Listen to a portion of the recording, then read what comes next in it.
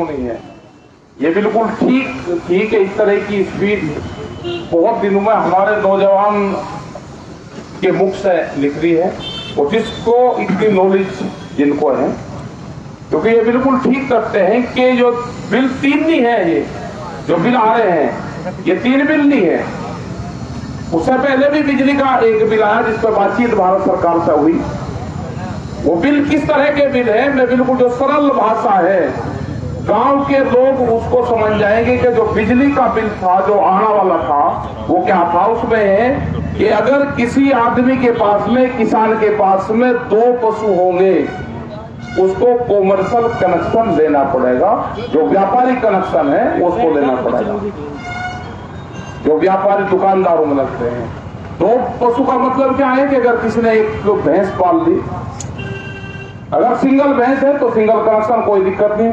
अगर भैंस ब्यागी दूध देना शुरू कर दिया तो 2 हो गए तो कॉमर्शियल कनेक्शन। मतलब कैसे उलझा रहे हैं बातों में। मतलब कौन लोग हैं कि जो बिल्कुल गांव को, पशुओं को और खेत को बर्बाद करना चाहते हैं। ये तो मीडिया, ये वही लोग हैं कि अगर 2 पशु होंगे तो कॉमर्शियल कनेक्शन लेना पड़ेगा। अभी जो इन 3 बिल से अलग जो बिल है, एक बिल आ रहा है बीज कानून, बड़ी लड़ाई इसके खिलाफ लड़ रहे हैं। सीड बिल, बीज का कानून, जैसे बिजली की पुलिस बन रही है, थाने खुल रहे हैं बिजली के, ऐसे ही बीज के भी पुलिस के थाने खुलेंगे। आपको खेत में क्या बोना है,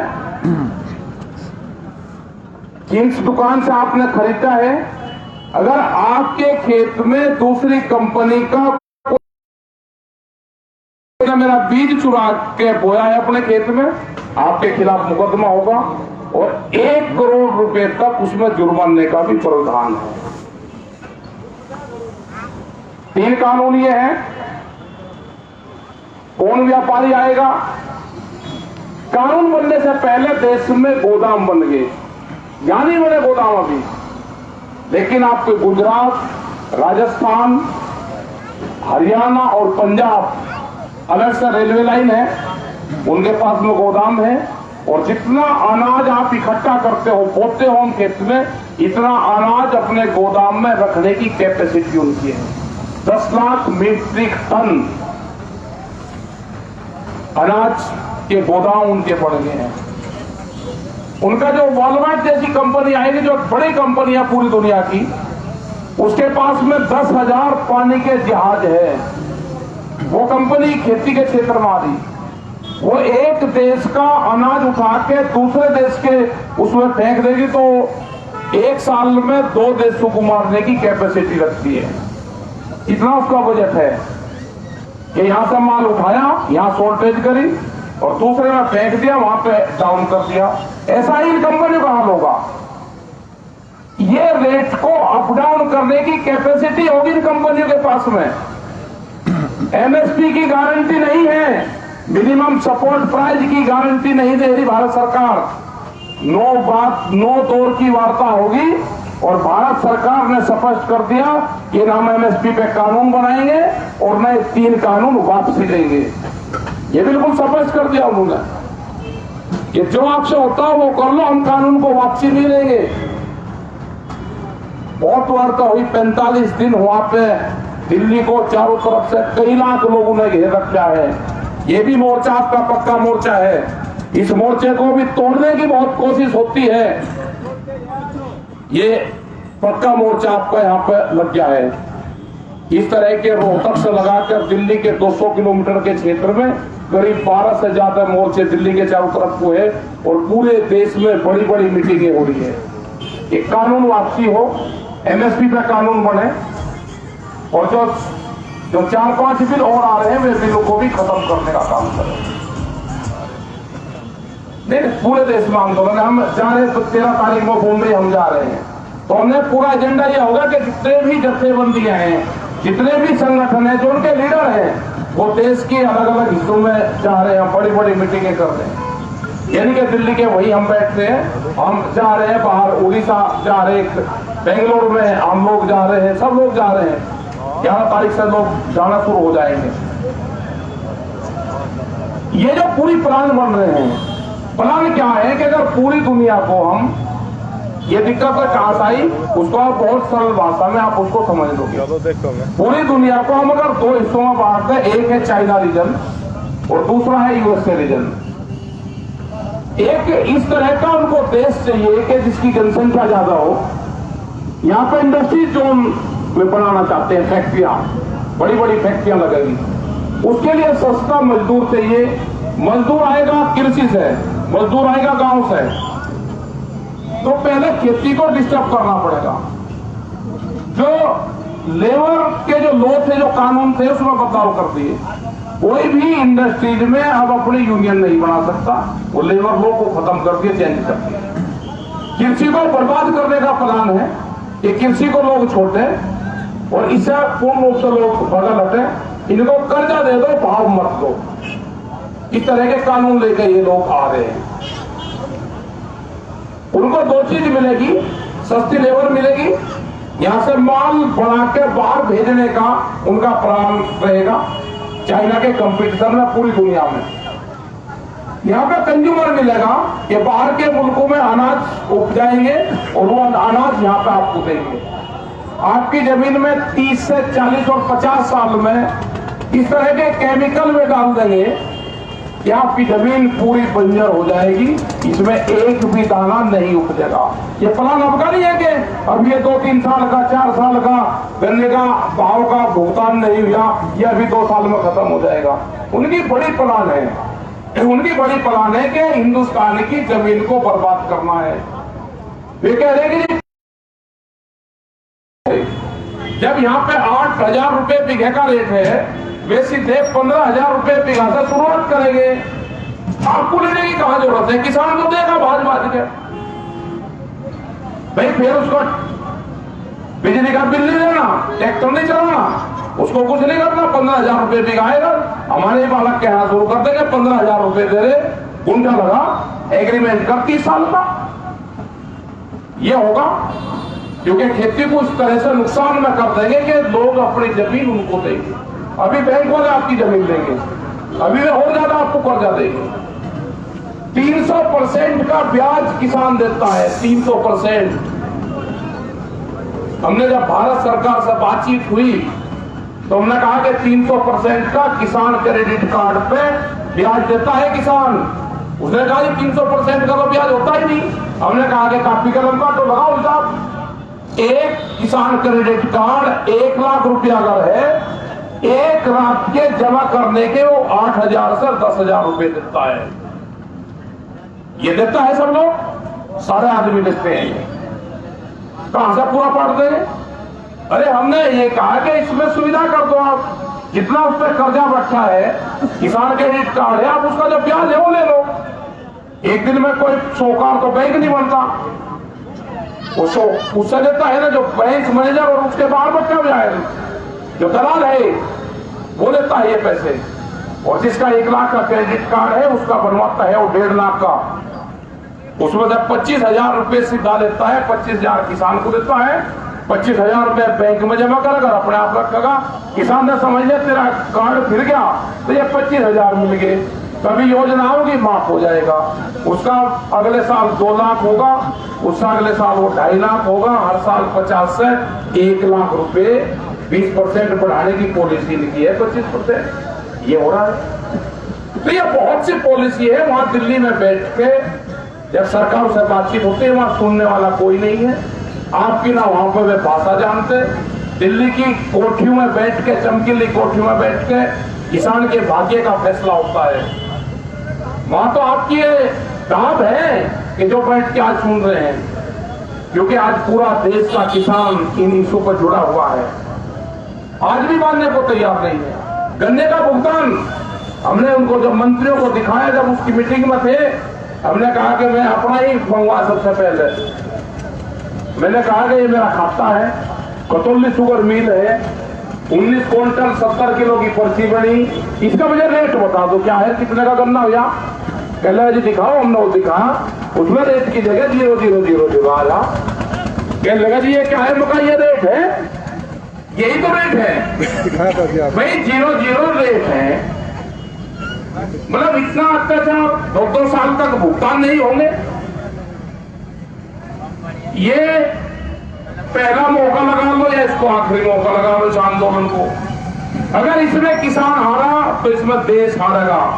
कभी किसान फिर खड़ा नहीं हो पाएगा। और अगर इसमें किसान जीता तो ये जमीन हमारी बच सकती है। अब मुद्दा ये नहीं रहा कि झंडा कौन सा है, अब मुद्दा नहीं रहा कि आदमी कौन है, इशू ये नहीं रहा कि बैनर किसका लग रहा है, संगठन कौन है। अब तो घेरने का सवाल है। ये उठो, जागो।